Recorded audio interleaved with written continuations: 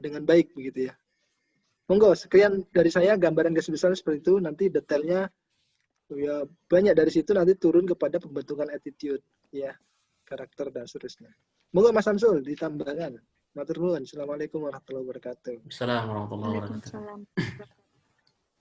Syukran Ustaz Abdurrahman. Sebetulnya sudah tidak perlu ditambahkan kalau sudah beliau jawab. Baik, saya tambahkan sedikit. Tadi pertanyaan tentang prinsip hidup itu kan sebetulnya bisa berbeda-beda. Jadi masing-masing kita punya prinsip masing-masing, tetapi kalau yang saya tulis di slide saya kan prinsip hidup saya itu hidup adalah perihal melangkah dan bermuhasabah. Maksudnya apa? Banyak di antara kita itu yang terlalu lambat untuk mengambil keputusan. Jadi kita berpikir untuk kemudian melangkah itu sangat bijak, tetapi terlalu banyak berpikir sehingga kita tidak pernah melangkah itu adalah sebuah musibah. Nah, jadi kalau teman-teman santri baru punya ide, punya gagasan, punya pemikiran, lakukan. Kalau salah, dikoreksi, ya itulah namanya kita melakukan sesuatu, pasti ada salahnya, ada kurangnya. Jadi idza tamma syai'u badan naksuhu. Jadi kalau sesuatu itu sudah dilakukan dengan selesai finish, maka akan tampak kesalahannya di mana. Tetapi jangan sampai karena kita takut salah sehingga kita tidak melakukan sesuatu. Makanya di moto saya itu hidup adalah perihal melangkah dan muhasabah. Muhasabah itu adalah kita lakukan setelah kita melakukan sesuatu. Dan saya sangat setuju tadi yang disampaikan Ustaz Fakih bahwa jujur itu adalah satu hal yang harus kita pegang, itu prinsip kulil haqqo walau kana murran, itu teman-teman sudah hafal semuanya. Katakanlah kebenaran meskipun itu pahit, dan kejujuran itu adalah mata uang yang berlaku dimanapun. Dan saya menambahkan, kalau teman-teman sebagai santri berusahalah untuk menjadi orang yang tidak terlalu banyak mencampuri urusan orang lain. Jadi dikatakan small people talking people. Jadi orang-orang kecil itu dia akan banyak membicarakan kawan-kawannya yang lain, suka gosip, suka ghibah, jelekkan sana, jelekkan sini, itu small people. Jadi orang kecil dalam arti yang imateri begitu. Kemudian middle people talking events. Jadi kalau teman-teman ingin menjadi manusia yang tengah-tengah, ini lebih baik daripada small people. Itu kita berbicara tentang event-event yang penting, satu kegiatan-kegiatan yang positif. Tetapi yang luar biasa adalah big people itu. The biggest people itu talking ideas. Jadi orang-orang besar itu dia berbicara pada ranah gagasan-gagasan yang positif. Kalau orang lain hanya mengikuti kegiatan, dia meng-create kegiatan. Kalau orang lain menikmati, dia berusaha menciptakan sesuatu yang bisa dinikmati. Nah, kira-kira itu. Kalau terlalu banyak kita senang untuk mencampuri urusan orang lain, terlalu banyak senang kita melihat kejelekan orang lain, kita semakin tidak berkembang, tidak maju. Kemudian yang berikutnya adalah ciptakan kegelisahan-kegelisahan di dalam diri kita. Jadi kalau dalam hal dunia, kita memang harus qanaah. Jangan sampai kita terlalu serakah. Tapi kalau dalam hal ilmu, dalam hal karya, kita harus merasa kurang.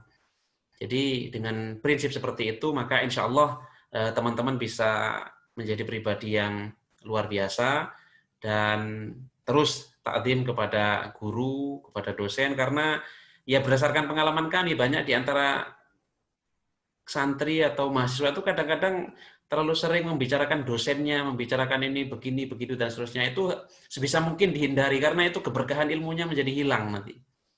Gitu. Jadi kalau dengan guru itu pokoknya kita melihat sisi positifnya, melihat sisi baiknya, kita ambil. Kalau ada kurangnya ya cukup kita saja yang tahu. Dan kalau kita jadi dosen, jadi guru, jangan seperti itu aja kuncinya. Wallahu alam. Ya, terima kasih. Syukur Ustaz dari Ustaz Abdurrahman sama Ustaz Samsul atas pemaparannya.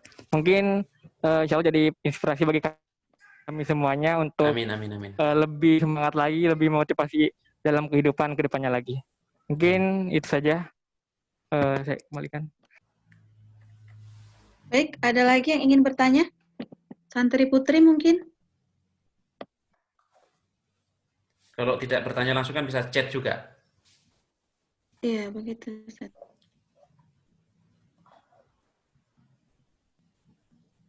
Nah, Ini ada pertanyaan Ustaz. Dari Yunia Firas.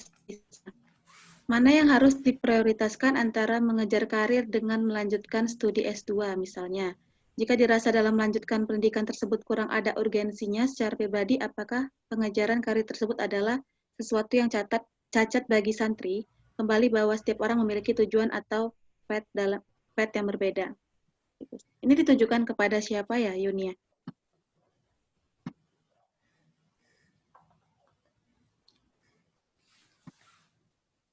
Itu jelas ke Ustadz Fakih terlebih dahulu itu. Atau ke Ustadz Fakih saja itu. Silakan Ustadz.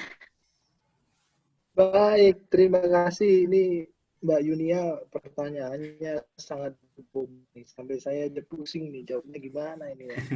Yang hebat ini. Santri-santri Pondok UI itu belum kuliah saja udah seperti seolah-olah udah semester 5 ini membuat pertanyaan. Ya, takzim ini ya, hebat ini. Jadi memang santri pondok itu tidak berangkat dari nol. Jadi knowledge-nya itu sudah ibarat kata gelas itu udah ada isi airnya gitu ya. Jadi tinggal enak gitu untuk diwarnain apa saja gitu ya, dijadiin sirup atau jadiin teh gitu ya. Jadi memang ini buktinya nih, mana yang harus diprioritaskan antara mengejar karir dengan melanjutkan studi. Nah, jadi ini harus dipahami dulu definisinya. Mudah-mudahan definisi perspektif saya ini bisa diakomodir, tapi tidak seutuhnya mutlak benar gitu ya. Bahwa karir itu tidak dimaknai semata-mata hanya bekerja. Jadi berkarir itu sama dengan berkarya.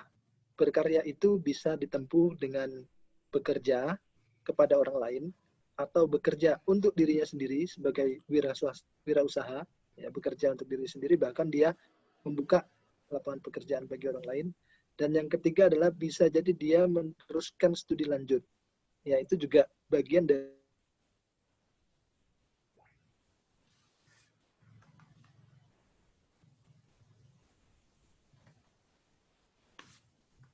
apa? Karena memang bisa jadi tuntutannya untuk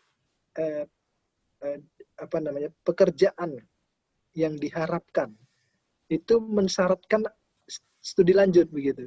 Seperti misalnya kalau mau jadi dosen, itu kan nggak bisa kita langsung tiba-tiba S1. Untuk situasi saat ini, ketentuan peraturan perundang-undangan dan kondisi lainnya itu tidak memungkinkan lulus S1 jadi dosen. Atau misalnya mau jadi notaris, gitu ya, itu tidak mungkin ujuk-ujuk langsung lulus S1 hukum, buka kantor notaris, itu tidak boleh. Karena ketentuan mengatakan dia harus tempuh studi lanjut. Nah, jadi itu juga bagian dari, sehingga tidak menurut saya variabelnya menjadikan mana yang harus kita prioritaskan. Jadi bukan variabel studi lanjut kita jadikan pembanding untuk mengejar karir sebagai pilihan prioritas yang mana. Tapi kalau misalnya, tadi misalnya kayak Ustaz Samsul mengatakan, habis ambil ijazah, satu hari berikutnya dapat ijabsah, nah ini membangun keluarga gitu ya. Nah itu mungkin bisa dikomparasikan, mana mau diprioritaskan, mau membangun keluarga dulu, atau membangun karir dulu. Nah itu mungkin cocok itu jadi komparasi.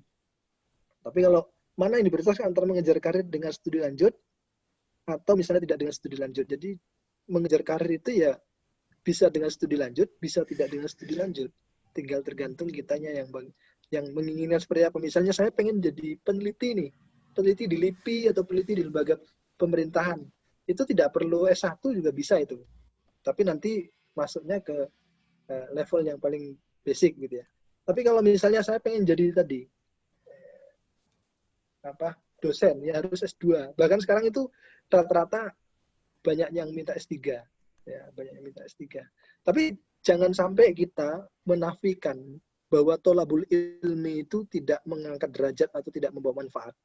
Allah itu mengatakan kan di dalam Al-Quran itu pasti, itu udah pasti kalau kita selalu menuntut ilmu itu ditingkatkan derajatnya sedikit ya di antara orang-orang yang lain. Jadi tidak sia-sia kalaupun nanti dipilih studi lanjut, ya itu yakin saja, bismillah.